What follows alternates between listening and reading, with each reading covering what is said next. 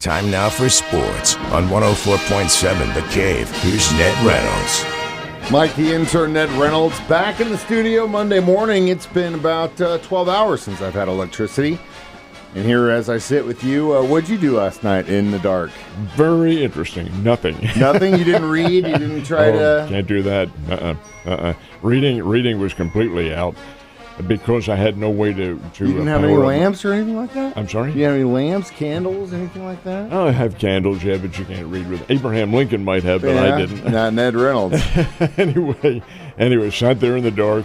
You know, I thought late yesterday afternoon, I'm sitting there in the living room, just finished mowing, and the doggone cell phone does this crazy thing. It makes a buzzing sound. It gets my cat's attention right away. They're up. They think that's an animal of some sort. We need to get it. And I looked at them, well, oh my God, severe thunderstorm, and it's coming in. Well, it was severe, all right. Boy, there was a lot of wind, and I know you experienced it. Did you see? I stood up and I looked out the front door when that first straight line came through, and all those trees went sideways. Oh, yeah. And some of those gusts were like 70, 80 miles an hour. And I was like, oh, we're losing. And then I lost some pretty big ones because we live in the park. But, we have a power line down on the main street, the feeder. So, yeah, we've been out since 5 yesterday. Yeah, 5 o'clock was when I went out, too, almost right on the button. Mm-hmm. When you went out, did you kind of think to yourself, well, they'll get this back in? Well, because the way it went like they usually go, or pop on, pop off, pop on, pop off, pop on, pop off. And then that was it. This was pop off. And we had just, she had just started preheating the oven. And so we sat there and we waited probably about an hour. I think it was about 6:15 where I finally said, I got to go get dinner. Because I was like, we're not going to, obviously we can't wait any longer. And by that time, I think everyone else in Springfield had decided, oh, we need to go get dinner too. And then, but the other problem with that was there were a ton of businesses that were already without power. There still are now, at least on my way in this morning. And so I was just like, oh my goodness, it's either going to be a wait around the building or I'm going to have to get lucky. But I sleep with the fan, so I didn't. The observation that I made, I think you also made. Now, when I leave to come to the station, and I left particularly early today because I didn't know what I was going to run into, I noticed that east of National Avenue appeared to me to be completely illuminated. Lights all over, street lights on. This is not far from Mercy Hospital. It, of course, has the generator. But over and above that, all the neighborhoods seem to be lit up pretty well. But west of National, you are SOL. DARK, and you and I are both west of National. I wouldn't say that's super true because it felt like when I probably about around the same time I decided we're going to have to just get something out and get dinner out. I also said we just went to Costco and bought a bunch of stuff.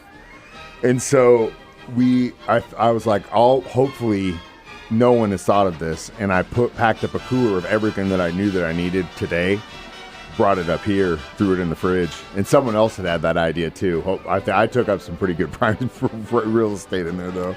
Well, so I got my perishables out of the fridge, but because those are donezo at this point. I mean, there's no way. You're a little different from me because, of course, living by myself, the freezer in my refrigerator, which of course doesn't work, is just the ice.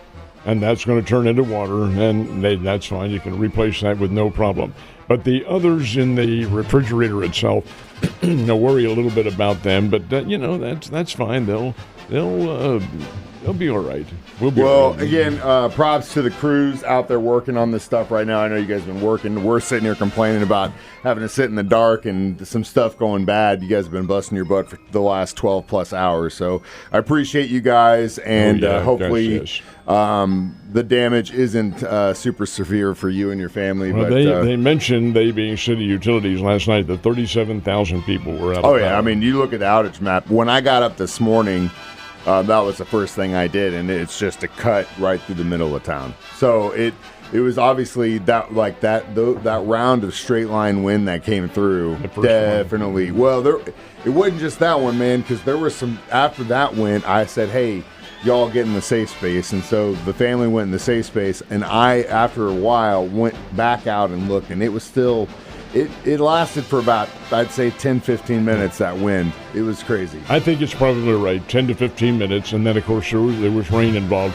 But I'll tell you, the doggone thunderstorms in the middle of the night, that doesn't resonate very well with me at all. Especially when you got 3 cats trying to get real estate on your face. And they do, too. I know they do. All right, let me, real quickly, as far as sports is concerned, we're punting the sports in the first segment here. LeBron James opted to honor his contract.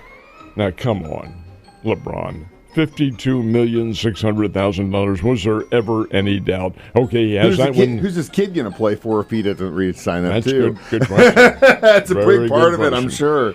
And Wimbledon is underway, and we'll talk more about that tomorrow when the matches are completed. Usually Ned has a lot of really nice notes written up and stuff, but he couldn't do that because his printer wasn't working. It's because we don't have power, at least we didn't when we came in today. So let's talk about the things we do know. St. Louis Cardinals, how was their weekend? They are riding the magic carpet. They swept the Cleveland Guardians out. Now, please don't misunderstand. I'm not dissing Cleveland, but they aren't very good. Nonetheless, Cardinals win yesterday 7-0 to complete a sweep. The Guardians had a 6-1 lead on Saturday and blew it. Boy, they're just not. This team doesn't have a lot of pitching, and they have very little punch to their lineup. Sonny Gray one-hit them on Friday night. That says something about it. Cardinals win 7-0. St. Louis is now 2.5 games back of the Chicago Cubs, but a half a game back of the Milwaukee Brewers. So even this early in the season, it looks like a great race developing. Nolan Gorman, 3-run home run in the first inning yesterday, and then Matt Liberatore throws 6 innings of very good baseball, and the Cardinals win 7-0, play the Pittsburgh Pirates tonight. Royals obviously facing the tough hombre LA Dodgers. They did get their first home win in 14 games, though. But the Dodgers do take 2 out of 3 in the series, and the Dodgers win by a score of 5-1. This is interesting. The leader in the hit parade in this case was not Shohei Ohtani. No, it's a fellow named Andy Pages. Wait a minute, there's a Pages who plays for the Cardinals. That's right, this is Andy Pages for the Dodgers, who is not related. No family lineage at all. Anyway, Andy Pages went 2 for 4. Enrique Kiki Hernandez had 2 RBIs for the Dodgers. Dodgers are pretty good, folks. And the Dodgers win by a score of 5-1 over Kansas City. The Royals go out to play the Seattle Mariners, a big series for Seattle. They're pretty good. And that will be occurring tonight.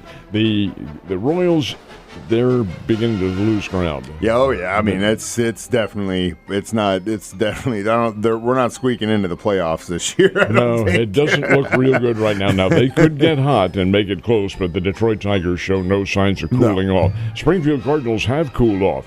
They lose to the Wichita Wind Surge 7-4 yesterday in the getaway game. Springfield only won 1 game in that series. Of course, this is the second half, and the Springfield Cardinals have already won the first half title. So, despite the fact that they come out on the losing end, Springfield returns home, has a great big holiday week coming up, playing the Northwest Arkansas Naturals beginning tomorrow night. So a very big week for the North Division champion Springfield Cardinals out at Hammons Field. Last but not least, I know a lot of us in town were without power yesterday, so a bunch of you didn't get to watch the race at all, but had you have watched it, who won? Quaker State 400 is won by Chase Elliott under the lights in Atlanta. This is the Atlanta Motor Speedway, which is actually in Hampton, Georgia, just outside. But I'm puzzled about this. It's Quaker State Oil that is the presenting sponsor of this one, but the Quaker State is Pennsylvania, and yet they're running this thing in Georgia. Come on, guys, get your geography straight. Anyway, Chase Elliott, the winner of the NASCAR race in Road Atlanta in Georgia, and that is pretty much wraps it up. Ned, I hope you get power back at some point today, and we both get a nice long nap. Have a good one. I'll see you later.